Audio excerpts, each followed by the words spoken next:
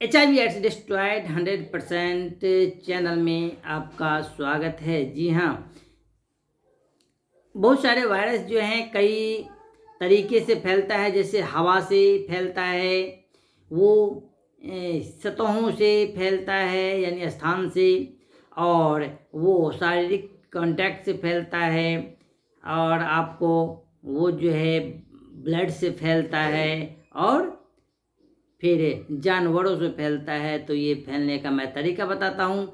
यदि किसी को सर्दी खांसी है और वो छींकते हैं या बोलते हैं, उसका जो है वो ड्रॉप कुछ जो है हवा में आ जाता है और दूसरे व्यक्ति के जो है नाक के जरिए जो है श्वास नली तक पहुंच करके उसको वायरस हो सकता है, जो वो इन्फ्लुएंजा हो सकता है या कोरोना का वायरस हो सकता है या फ्लू हो सकता है।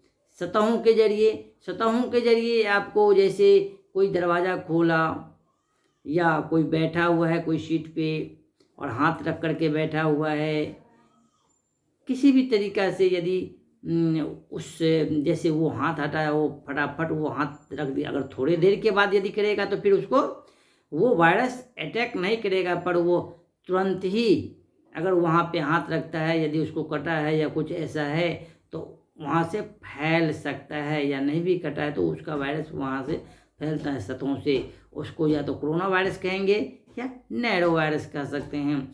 शारीरिक कांटेक्ट से यदि आपको मान लिया जाए किसी को हाथ मिलाते हैं या गला मिलाते हैं, या आप जो है किसी भी तरीक़ा से यदि उनसे जो है कांटेक्ट में आते हैं, यदि उसको तरल पदार्थ जैसे पसीना वगैरह है या लार वगैरह है, यदि उसको कांटेक्ट हो जाएगा तो उससे या तो HIV हो जाएगा, नहीं तो हर्पीस हो जाएगा।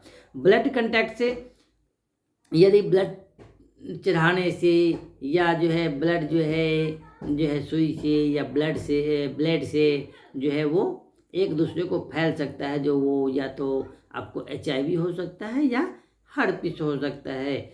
तो फिर आप बताएंगे जी सर ये फिर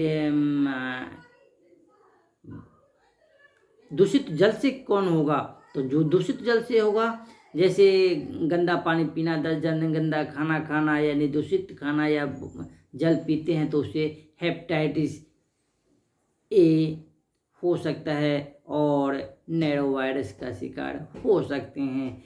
फिर कहेंगे सर जानवर से कैसे वो वायरस फैलता है? तो वायरस जानवरों से, जैसे अगर किसी वायरस यदि जानवरों को यदि मान लीजिए किसी खरोंच लग गया आपके शरीर में, तो वो आपको वायरस कर देगा। जो वो या तो काट लिया तो, या खरोंच दिया तो, या तो किसी भी जानवरों को यदि किसी भी तरीक़ा से ब्लड आ रहा है और वो ब्लड आप हाथों से ये किए, यदि उसको इंजेक्शन देते हैं और उस वक्त जो है आप रुई की जगह पे आप अपना हाथ रख देते हैं, या रुई कम लेते हैं कॉटन और उसको हाथ रख देते हैं, जैसे मान लीजिए इंजेक्शन जो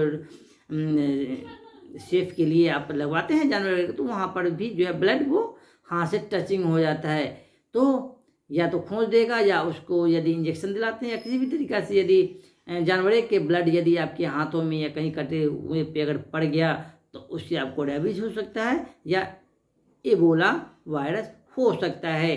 फिर आप कहेंगे जैसे और भी बताएं, तो फिर एक माता से भी फैलता है। जो माता का स्तनपान करता है या गर्भ से आता है तो उसको या तो हेपेटाइटिस हो सकता है या जीका वायरस का डर रह सकता है। तो मैं आपको कई वायरस का जो है बताने का प्रयास किया, और जिस व्यक्ति को यदि HIV से ग्रसित है तो उसको ये सारे वायरस जो है HIV में कन्वर्ट हो जाएगा। आप बताएंगे कैसे सर? तो मैं आपको बताऊंगा। संगत होता है, यदि आप अच्छे की संगत करेंगे तो अच्छा संगत होगा, बुरे के साथ करेंगे तो बुरे संगत होगा।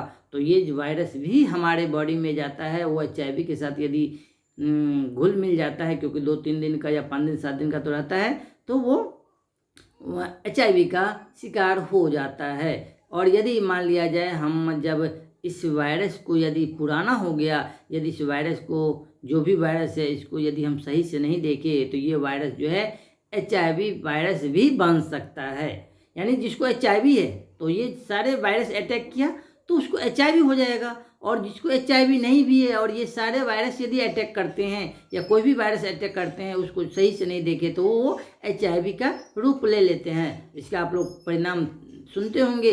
जो आज मुझे पता ही नहीं चला, जब कुछ दिन ट्रीटमेंट करवाए तो वो HIV पॉजिटिव निकला। हाँ बिल्कुल, यदि आप सर्दी थोड़ा सा हुआ, यदि नहीं ठीक रहेंगे तो वो या तो खांसी हो जाएगा या तो TB के रूप ले लेंगे। यदि मान लीजिए यदि आपको बुखार आया, नहीं अगर ट्रीटमेंट कराएंगे तो या तो वो पीलिया का ले लेगा रूप, या वो टाइफाइड का या कालाजार का रूप ले लेगा। इसलिए मैं चाहूँगा कोई भी वायरस हो तो उसको यदि ट्रीटमेंट नहीं कराएंगे तो वो HIV वायरस हो जाएगा। और यदि HIV वायरस को यदि कोई भी वायरस साधारण अटैक करेगा तो फिर वो वायरस का रूप ले लेगा। तो मैं इसको यहीं स्टॉप करना चाहूँगा।